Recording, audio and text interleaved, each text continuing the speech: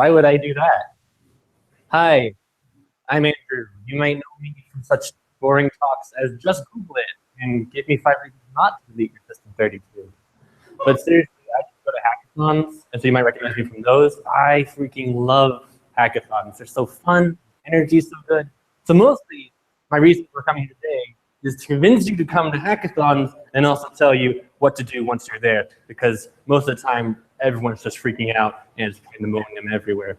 A lot of the talks again before have been very technical. Today's is not. It's just me ranting about how disappointed I am and how you guys aren't going to hackathons. I'm just curious, by show of hands, how many people have ever attended a hackathon, even partly?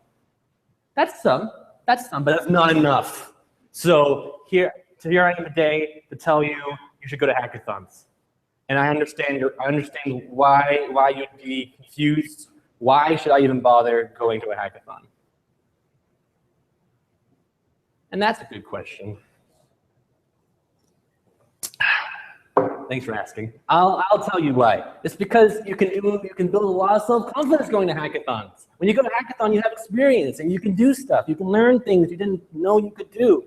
Like even if what you make it to the hackathon is super lame, and even what it does poorly, you at least know what not to do next time, and you have 100% more experience than the people who didn't. So it's a huge boost to your self-confidence, and half the time that's all you really need.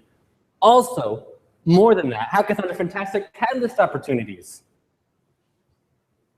And like you often have those projects, you know the ones that are in the back of your head, and you say you're gonna make it eventually, sometime, when you get around to it, and maybe you just don't have time or energy, or those video games aren't gonna play themselves, and you never do it. And so hackathons are a fantastic opportunity to sit down and do it. They call this brain crack projects, so things that in your head sound really good and you're addicted to just like thinking about them. And it'd be so cool once you make it, if you ever get around to it. A hackathon is a fantastic catalyst opportunity for getting around to actually sitting around, getting down with the business and making those things.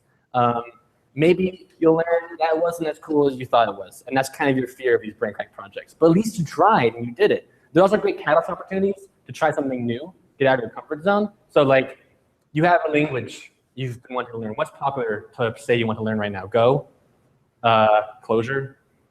Is Haskell still a thing? Let's say you want to learn Haskell and your job doesn't do Haskell. You can go to a hackathon and spend time learning. You can like do the stuff you say you want to learn. It's a fantastic catalyst opportunity. You get to do all the things you say you want to do, but never have time for. And lastly, it's just random fun. I realized I made the text way too small in this presentation. Or maybe my aspect resolution is just too small.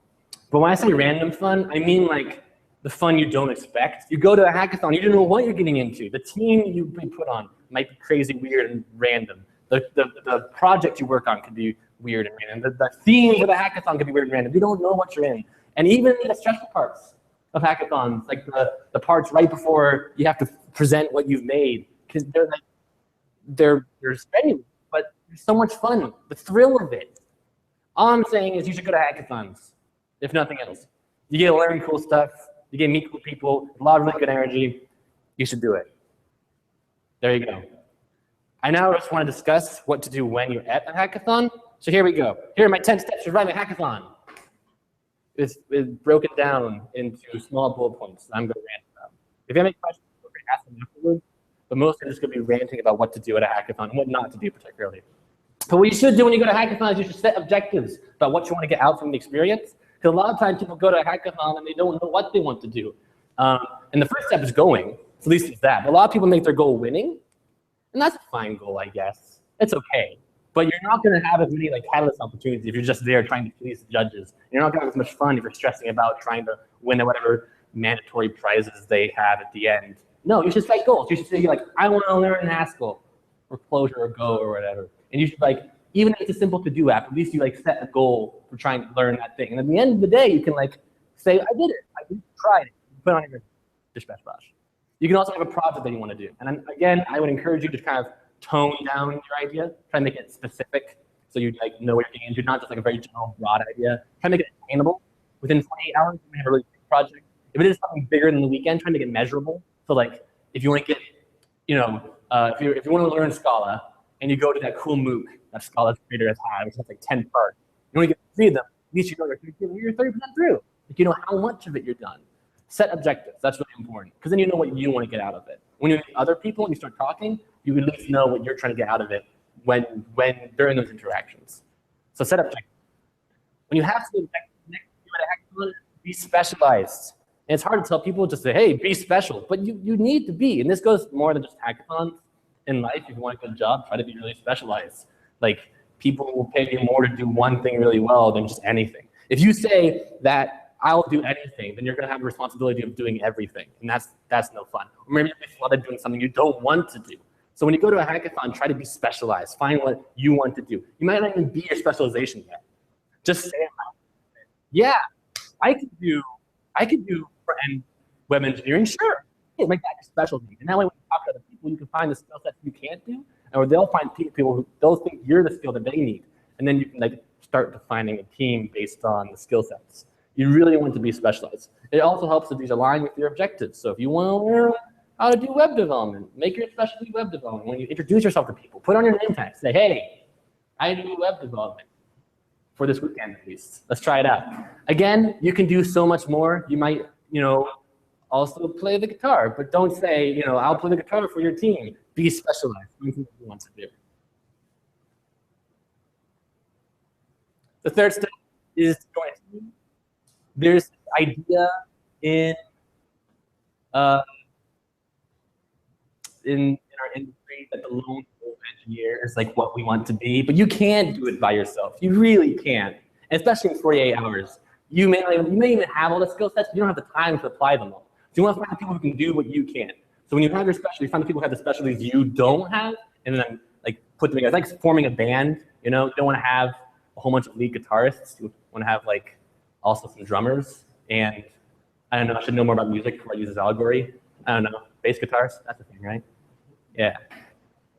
You want to find people on your team who will give different perspectives, and it's very valuable, especially if you have that like, brain crack project you've been thinking about for a long time. Putting in front of other people gives fresh perspectives on that previous project, the problem you've been having. Someone could be like, oh, I had the same problem, here's how you can solve it.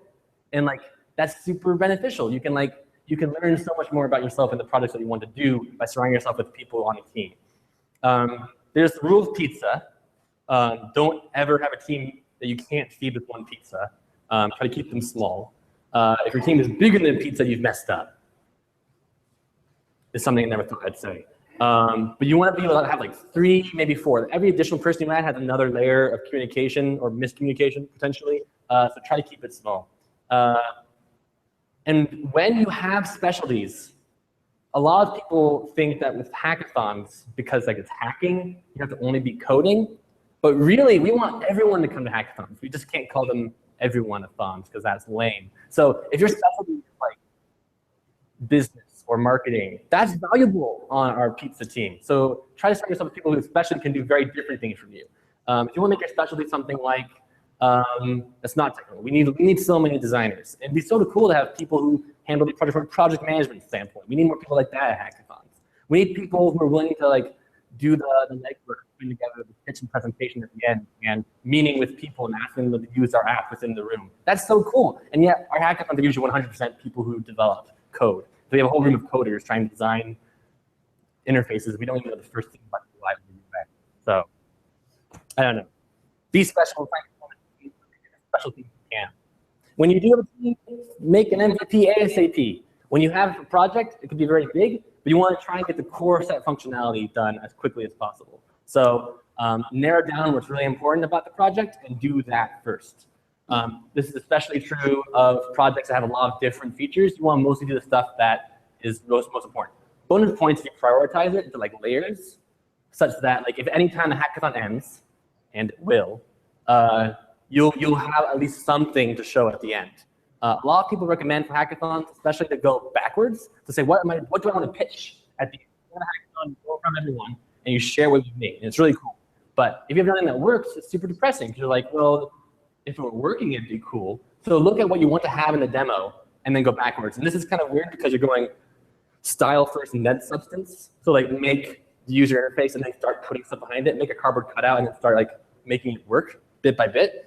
And that sounds super gross to a lot of us, because like the substance is the important part, right? That's what we want to work on. But then if you have a great substance but no way of showing it, you have none of that style, then you're kaput. All that work was for nothing. You'd be like, this algorithm is really neat. Believe me, I've tested. That's all and that's boring. You want to have things to show. If part of a lot of MVP, a lot of risk management is figuring out the parts that you don't know, all the unknowns in the MVP pipeline. If that's the case, like do that first. You don't actually know whether you can write that algorithm. You may want to tackle that first, and then because if you do all the style and stuff, all the interface, and then do the actual algorithm, you learn you can't do the algorithm. All that substance was for waste. So definitely prioritize, but above all else, try to get something on the screen and showable that people could use and look at as quickly as possible as part of your MVP. It's not only easy to figure out what's important, because in your head you might have a feature that you really love, but you just have to divorce yourself from it and find the really core feature. You might think in that game you're making that the particles flying up when you kill a monster is super cool, but you don't need to develop an entire particle engine. You just first need to start with killing monsters, and then we'll work out the details of making it look awesome.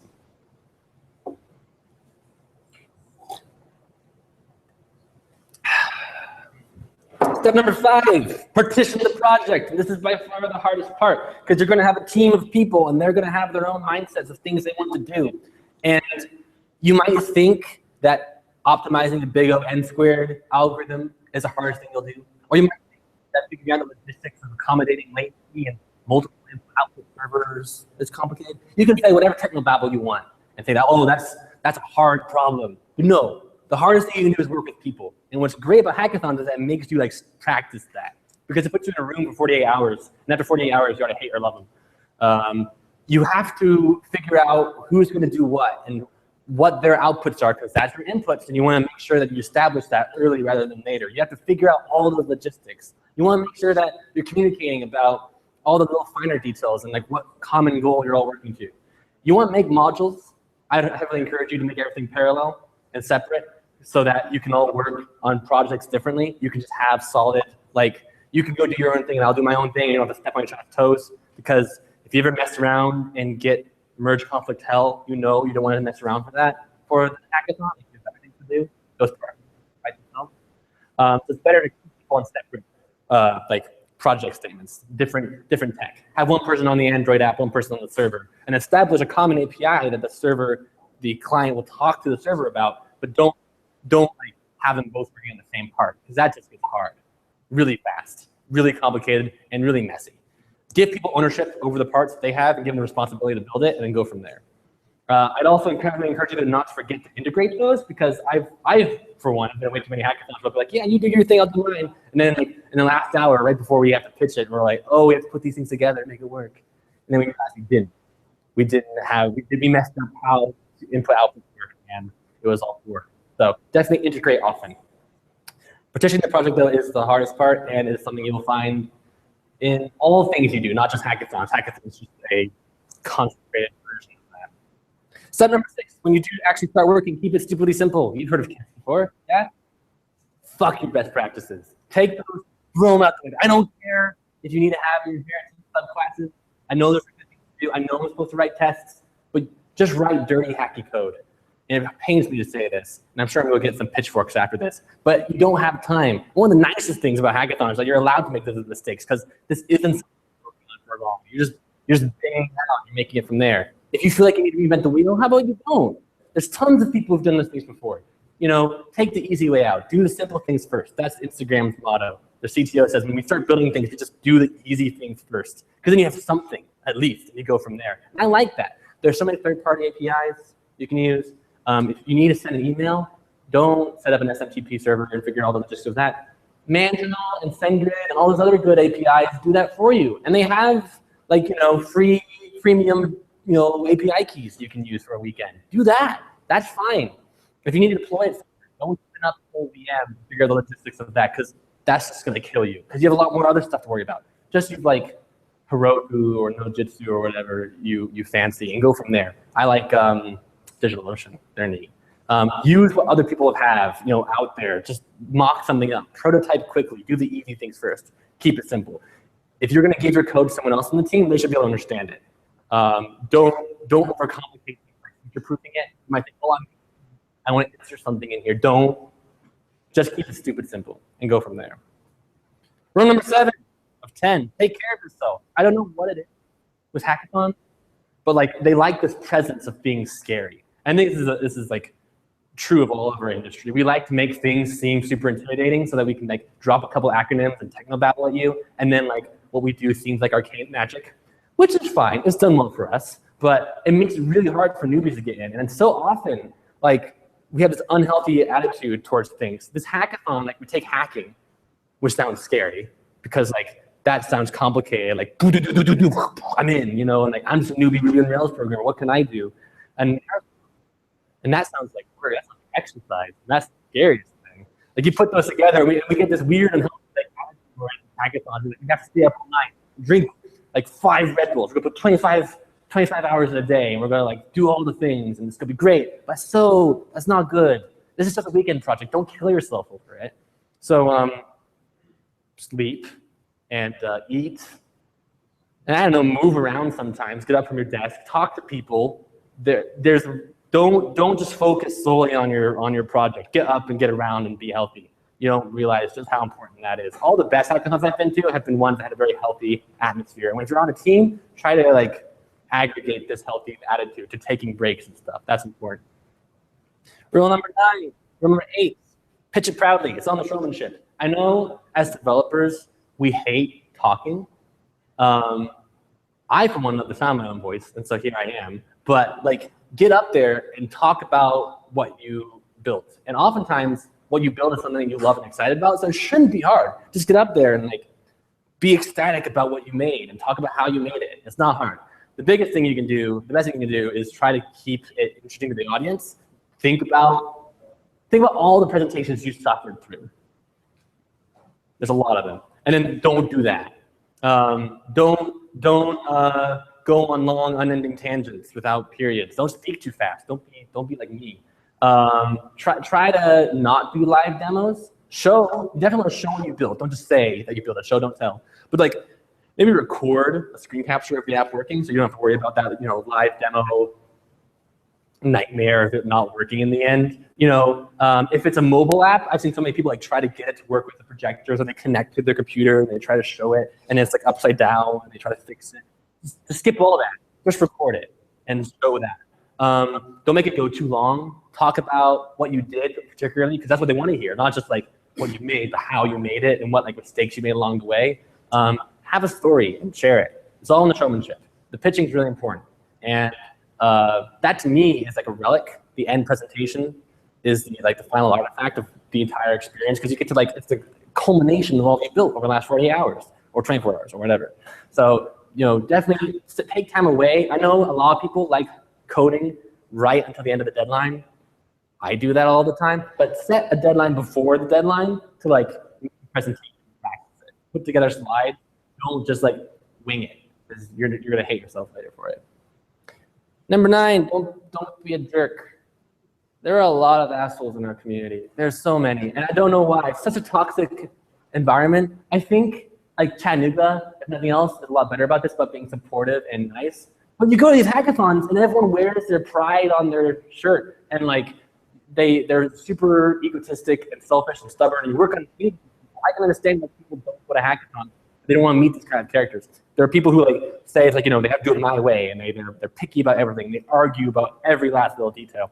There are people, have you had this conversation, you go up to them and you're like, oh cool, I program in Java. I'm like, Java? Why would you do that? It's so slow. Like why would you even bother? It can even be something simple and like silly. Like, yeah, I use Emacs. And they're like, what? Why would you use Emacs? You gotta use Vim. It's Vim or nothing. Go home, kid. You're dead to me. Why did you do this? Don't be a jerk. Just be friendly. And if nothing else, everyone in the room in a hackathon has like decided to kill their weekend to do something cool and like make excited stuff. So don't waste that and put them down. Bounce energy off each other. Don't be a jerk. That's all I can say. And number 10, don't give up. I know it sounds like a cat poster to say that, but it's true. It's so demotivating when you come the next day after a hackathon and half the people didn't return because they got demotivated. It just propagates from there. You might think what you're making isn't cool. You might realize that what you made is too hard, or you bit off more than you can chew, and you're not going to finish it in time. So why even bother coming back the next day? But stick through it, because getting to the end is like the best part. seeing what everyone else made, and even if what you made isn't quite what you thought it was going to be, it's still so valuable. So don't give up. Those are my 10 rules to surviving a hackathon. I just kind of wanted to rant about those for a while. To review, they are 1, set objectives. Know what you want to get out of the experience. 2, be specialized. Try to be special and share it with everybody until they hate you. 3, join a team. You can't do it by yourself. Number 4, get MVP ASAP. Don't focus on things that don't matter. Don't go down rabbit trails. Just make what's important and start from there. Number 5, partition the project. It's the hardest thing you can do. TM. Keep it stupidly simple. Don't try to do anything complex. Screw your best practices. Just do what works. 8, pitch it proudly. It's all in the showmanship. 9, don't be a jerk. Period. 10, don't give up. It's a cat poster.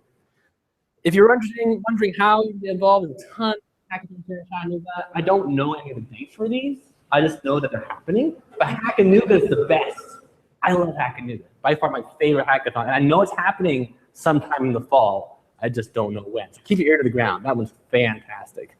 The Global Game Jam happens every January, and if you're interested in game development, they set a theme, and then they make it, and it's just super cool to see how everyone takes the same theme and makes different games.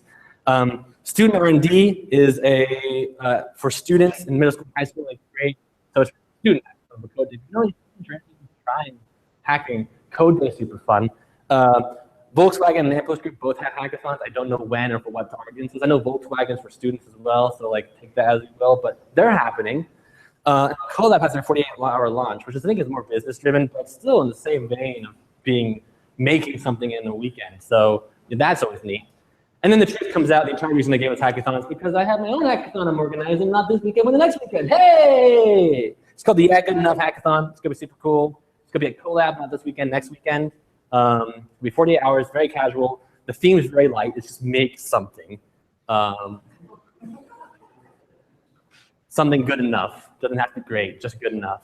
You can sign up on Eventbrite, yeahgoodenough.eventbrite.com. If you want more details, yeahgoodenough.com has a schedule and dates and the map and directions and things. If you have any questions, be sure to email me at yeahgoodenough.com. We'd love for you to come. If you have any problems with, what we're doing, feel free to shoot me an email. I'd love to chat.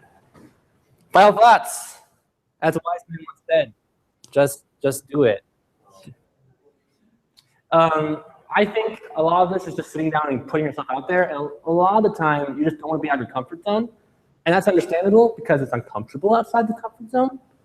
But you just kind of want to put yourself out there, and you'll learn so much from stepping out. I'm not going to be here much longer.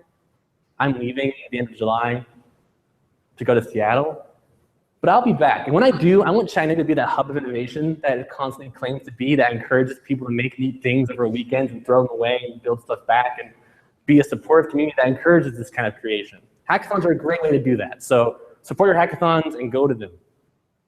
Thank you so much. This is McPherson for How to Start a Hackathon.